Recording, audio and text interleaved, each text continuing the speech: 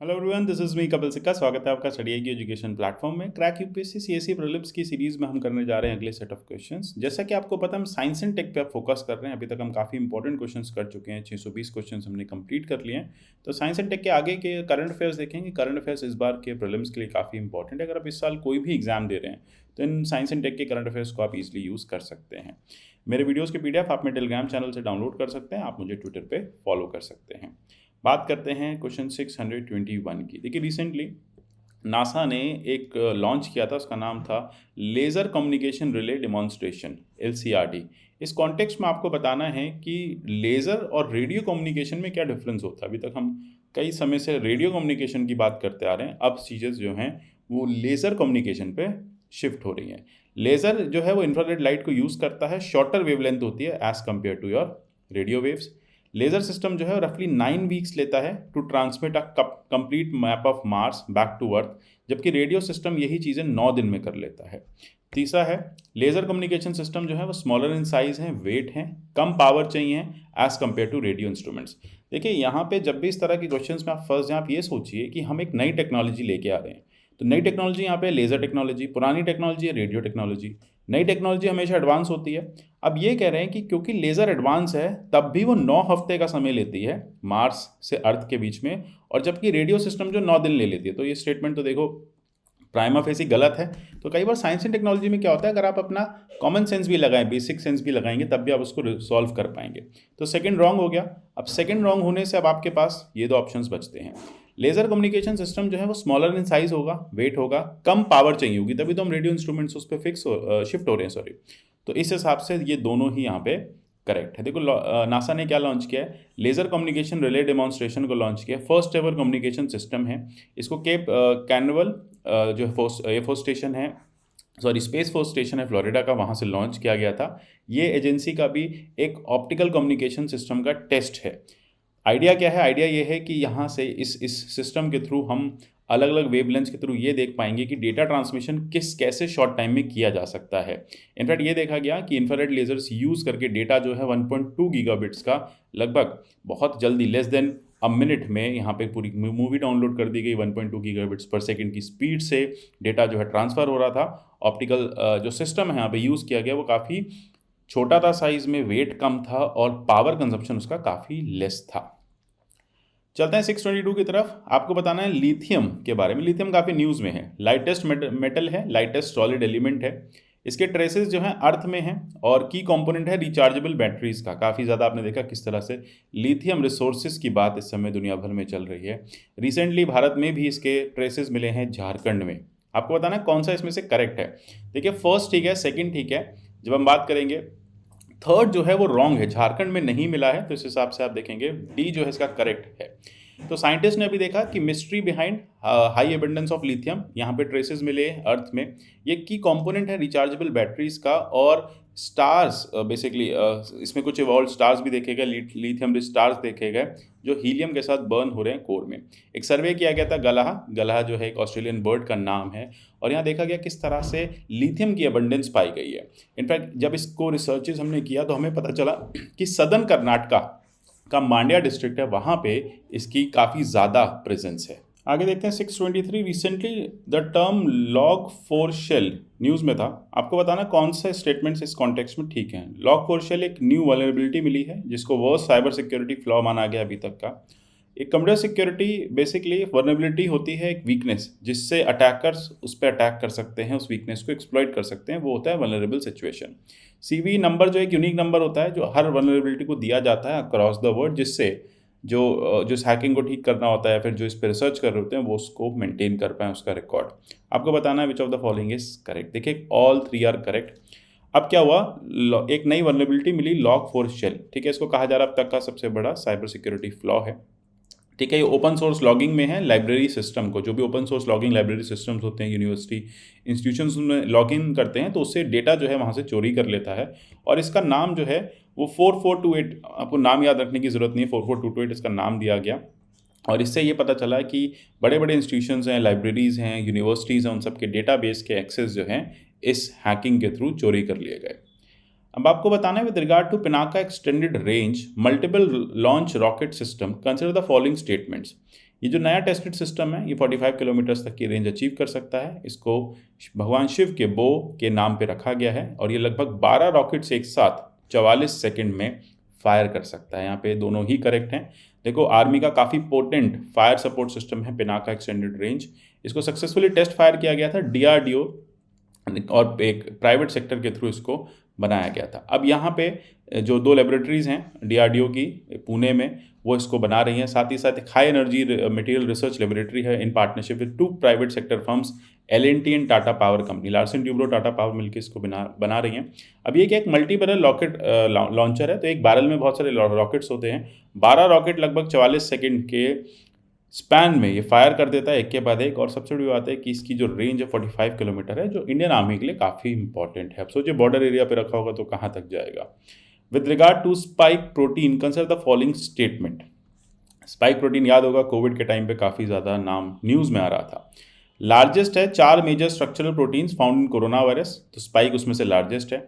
Crucial role इसका play करता है कि होस्ट सेल को पेनिट्रेट करने में और इन्फेक्शन को शुरू करने में। मतलब कोविड का एक काफ़ी बड़ा इसका फैलने का रीज़न जो था, ट्रांसमिशन का रीज़न था काफ़ी स्ट्रॉन्ग स्पाइक प्रोटीन्स का।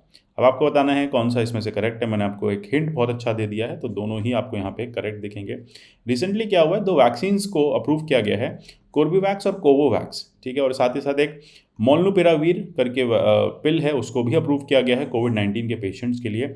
अब कोर्बेवैक्स जो है ये प्रोटीन की सब यूनिट वैक्सीन है जो उस एरिया को, उस पर्टिकुलर स्पाइक प्रोटीन को जाके ट्रीट करता है और अल्टीमेटली स्पाइक प्रोटीन को किल कर देता है। तो स्पाइक ग्लाइकोप्रोटीन क्या होते हैं, बेसिकली लार्जेस्ट होते हैं इन 4 मेजर स्ट्रक्चरल प्रोटीन्स में से, और ये जो है होस्ट सेल को पेनिट्रेट करते हैं और जिससे कोविड वायरस जो है वो एंटर हो जाता है होस्ट सेल के अंदर और फिर उसको इन्फेक्ट कर देता है। आपको याद होगा, आपने पिक्चर कई बार देखी होगी, ये जो आपको यहाँ दिख रहा है ये है स्पाइक प्रोटीन।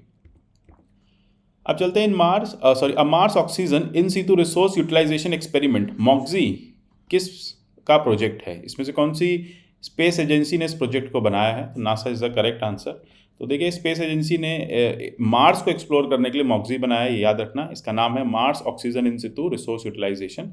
ये करेगा क्या, ये ऑक्सीजन जनरेट करेगा मार्शियन एटमॉस्फेयर से और वहाँ पे ब्रीथ करने में हेल्प करेगा प्रोपेलेंट सिस्टम को, ठीक है। तो ये बेसिकली एक इंस्ट्रूमेंट है जो गोल्ड बॉक्स की तरह दिखता है रोवर पे।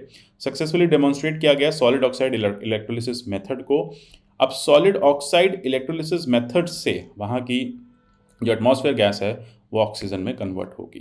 इसका डेमोन्स्ट्रेशन किया गया है और कहा गया है कि अगर ये सक्सेसफुल हो जाता है तो फ्यूचर ह्यूमन मिशंस को कंडक्ट करने में मार्स पे काफ़ी हेल्पफुल रहेगा। MOXIE नासा का है ये और अल्टीमेटली काफ़ी इंपॉर्टेंट मार्स लैंडिंग प्रोजेक्ट है। चलते हैं एंटी माइक्रोबियल रेजिस्टेंस की तरफ, ठीक है। आपको बताना है कौन से स्टेटमेंट इसमें से करेक्ट हैं। देखो, एंटी माइक्रोबियल रेजिस्टेंस ये अगर होता है जब bacteria, virus, fungi, parasites over the time अपने आप को इतना चेंज कर लेते हैं कि मेडिसिन उनको क्योर नहीं कर पाती, या कहें आप इतनी दवाइयाँ खा लेते हैं कि आपकी बॉडी जो है वो एंटी माइक्रोबियल रेजिस्टेंस हो जाती है, इम्यून हो जाती है इस तरह की दवाइयों से। अब माइक्रो ऑर्गेनिज्म जो डेवलप करते हैं anti microbial resistance are sometimes refer as super bugs, ठीक है। इस पर काफ़ी रिसर्च भी हुई है, सुपर बग्स लोगों की बॉडी में मिले भी हैं। WHO ने डिक्लेयर किया है कि AMR जो है वो दुनिया की टॉप 10 ग्लोबल हेल्थ थ्रेट बन चुका है। Which of the following is correct, जैसा कि मैंने बताया ऑल आर करेक्ट। रिसेंटली क्या हुआ, ministry of animal husbandry and dairying ने एक वर्कशॉप अनाउंस किया और बताया एंटी माइक्रोबियल रेजिस्टेंस जो है अब किस तरह से एनिमल्स में भी आ रहा है। तो ये एक ग्लोबल हेल्थ ट्रिगर कर रहा है, हेल्थ क्राइसिस ट्रिगर कर रहा है और अल्टीमेटली ये जो एंटी माइक्रोबियल रेजिस्टेंस लोगों में डेवलप होती जा रही है ओवर द काउंटर ड्रग्स लेने से, यानी आप बिना प्रिस्क्रिप्शन के बहुत ज़्यादा माइक्रोबियल ड्रग्स खा लेते हैं या फिर आप कहें एंटी माइक्रोबियल ड्रग्स खा लेते हैं, जिससे आपकी बॉडी जो है इम्यून हो जाती है किसी भी माइक्रोब को, और फिर जब कोई माइक्रोब अटैक करता है इनमें से तो फिर बॉडी रिस्पॉन्ड नहीं करती, यानी आप ड्रग रेजिस्टेंट पैथोजेंस बना लेते हैं अपनी बॉडी में और उसी को हम कहते हैं सुपर बग, ठीक है। तो ये इंपॉर्टेंट चीज़ें हैं, ये याद रखिएगा। चलते हैं टुंड्रा सैटेलाइट सिस्टम। तो टुंड्रा सैटेलाइट सिस्टम कौन सी कंट्री को बिलोंग करता है, US, Russia, China, UK, which of the following is correct. तो देखिए, टुंड्रा जो है वो रशिया को बिलोंग करता है। रिसेंटली क्या हुआ, रशिया ने एक सैटेलाइट प्लेस की, मिलिट्री सैटेलाइट, एक ऑर्बिट में। सैटेलाइट जो है वो टुंड्रा सैटेलाइट है, वो पार्ट है रशिया के early warning anti missile system का, जिसका नाम है कुपोल और डोम। अब ये है क्या, ये कॉन्स्टलेशन ऑफ सैटेलाइट्स हैं, बहुत सारी सैटेलाइट्स हैं जो कोई भी आने वाली मिसाइल को पहले ही डिटेक्ट करके मैसेज भेज देंगे कि कोई मिसाइल जो है वो रशिया में अटैक करने आ रही है। ठीक है, तो इसको 2015-2020 के बीच में स्टैब्लिश किया गया था। एक सिक्योर इमरजेंसी कम्युनिकेशन जो है वो करती है जब भी कोई न्यूक्लियर वॉर के चांसेस या न्यूक्लियर वॉर हो जाती है। चलते हैं 629 पे। With regard to white dwarf consider the following statement. White dwarfs क्या हैं? स्टार्स हैं जो अपनी सारी हाइड्रोजन को बर्न कर लेते हैं, ठीक है, जिसको न्यूक्लियर फ्यूल की तरह यूज़ कर रहे थे। ये इनकी जो सरफेस ग्रेविटी है वो 1 लाख टाइम्स है अर्थ का। Which of the following is correct? दोनों ही यहाँ पे करेक्ट हैं। रिसेंटली हुआ क्या, देखो एस्ट्रोनॉमर्स ने कंफर्म किया, एक फास्टेस्ट स्पिनिंग वाइट डॉर्फ मिला है जिसने फुल रोटेशन कर लिया है। हर 25 सेकंड में वो पूरा रोटेशन कर लेता है। बाइनरी स्टार सिस्टम का पार्ट है, ठीक है, और वो है बेसिकली समय इन्फ्लुएंस मैग्नेटिक प्रोपेलर सिस्टम के। इमेंस ग्रेविटी है, जब मैग्नेटिक प्रोपेलर सिस्टम के अंदर होगा तो ग्रेविटी इमेंस है, और इसकी वजह से जो इसके ग्रेविटी इतनी ज़्यादा होने से इसके जो रोटेशंस हैं वो बहुत जल्दी हो रहे हैं और अपनी सारी जो हाइड्रोजन है वो बर्न कर चुका है। तो वाइट डॉर्फ होते क्या हैं? वो स्टार्स होते हैं जो सारी हाइड्रोजन बर्न कर लेते हैं, जिसको वो as a nuclear fuel use करते हैं। Consider following statement with regard to multi system inflammatory syndrome. ये क्या है? MISC is a condition where various organs of body are affected by inflammation. नाम बता रहा है मल्टी सिस्टम इन्फ्लेमेटरी सिंड्रोम, यानी बॉडी के हर ऑर्गन में इन्फ्लेमेशन हो रहा होगा। अब ये सिर्फ और सिर्फ 5 से 10 साल के बच्चों को इम्पैक्ट करता है। अब आपको बताना कौन सा इसमें से करेक्ट है। देखिए, फर्स्ट करेक्ट है, सेकंड रॉन्ग है, क्योंकि ये बच्चों को और एडोलेसेंट को 18 साल तक की एज के लोगों को इम्पैक्ट करता है। देखो हुआ क्या न्यूज़ में, WHO ने एक फ्रेश गाइडलाइन अभी रिलीज़ की जिसमें कहा जिन चिल्ड्रन को हम मल्टी सिस्टम इन्फ्लेमेटरी सिंड्रोम से ट्रीट कर रहे हैं तो वो बेसिकली उनमें नोवल कोरोना वायरस डिजीज़ होने के चांसेस जो है, इन्फेक्शन होने के चांसेस जो हैं वो ज़्यादा हो रहे हैं। इनफैक्ट जब भी उन्होंने ये देखा कि चिल्ड्रन जो डेवलप कर रहे हैं वो हाल ही में एक्सपोज हुए थे कोरोना वायरस से, तो कोरोना वायरस के बाद एक नई प्रॉब्लम जो है बच्चों के अंदर या फिर एडोलसेंट्स के अंदर ये बेसिकली उभर के आ रही है।